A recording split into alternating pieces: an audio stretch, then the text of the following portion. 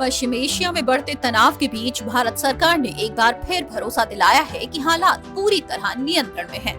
18 मार्च को नई दिल्ली में हुए अंतर मंत्रालयी प्रेस वार्ता में ऊर्जा सुरक्षा को लेकर भारतीय नागरिकों की सुरक्षा तक हर पहलू पर विस्तार से जानकारी दी गई। सरकार ने साफ किया है कि देश में तेल और गैस की आपूर्ति पूरी तरह सामान्य बनी हुई है। कच्चे तेल की कोई कमी नहीं है और रिफाइनरियां पूरी क्षमता के साथ काम कर रही हैं। क्रूड अवेलेबिलिटी सामान्य है। रिफाइनरीज उच्चतम कैपेसिटी पर ऑपरेट कर रही हैं। Domestic LPG production has increased by 40%।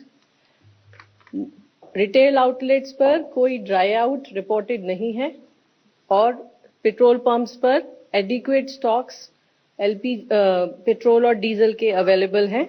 वहीं विदेश मंत्रालय ने बताया कि पश्चिम एशिया में रह रहे करीब 1 करोड़ भारतीय नागरिकों की सुरक्षा सरकार की सर्वोच्च प्राथमिकता है।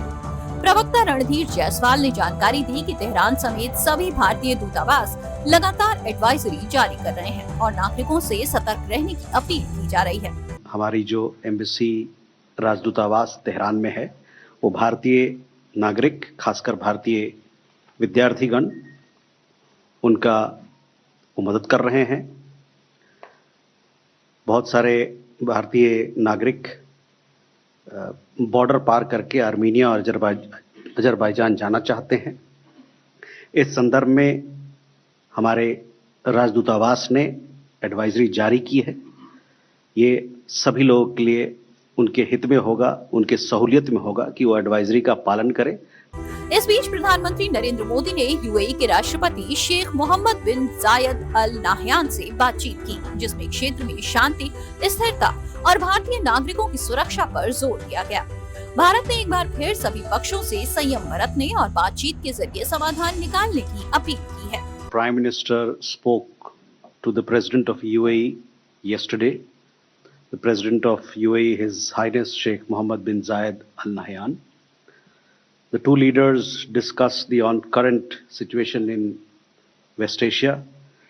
वहीं जहाजरानी मंत्रालय ने जानकारी दी है कि होर्मुज जल डमरू मध्य में बढ़ते तनाव के बावजूद भारत ने अपनी शिपिंग और व्यापारिक गतिविधियों की सुरक्षा के लिए जरूरी कदम उठाए हैं।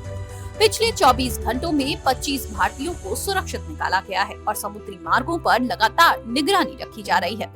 इस बीच सप्लाई को लेकर भी लगातार राहत भरी खबरें सामने आ रही हैं। शिवालिक और नंदा देवी के बाद 80,000 टन से अधिक कच्चा तेल लेकर भारतीय ध्वज वाला टैंकर जगलाट की मुंद्रा पोर्ट पहुंच गया है। लगातार आ रही इन खेपों से साफ है कि भारत की ऊर्जा सप्लाई चेन पूरी तरह मजबूत बनी हुई है।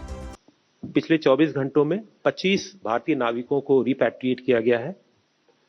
साइन ऑफ के बाद विभिन्न पोर्ट से या विभिन्न लोकेशन से इन दैट रीजनल एरिया। यानी पश्चिम एशिया में तनाव जरूर है, लेकिन भारत के लिए फिलहाल राहत की तस्वीर है। ऊर्जा आपूर्ति लगातार बनी हुई है और सरकार हर मोर्चे पर पूरी सतर्कता के साथ हालात से निपट रही है।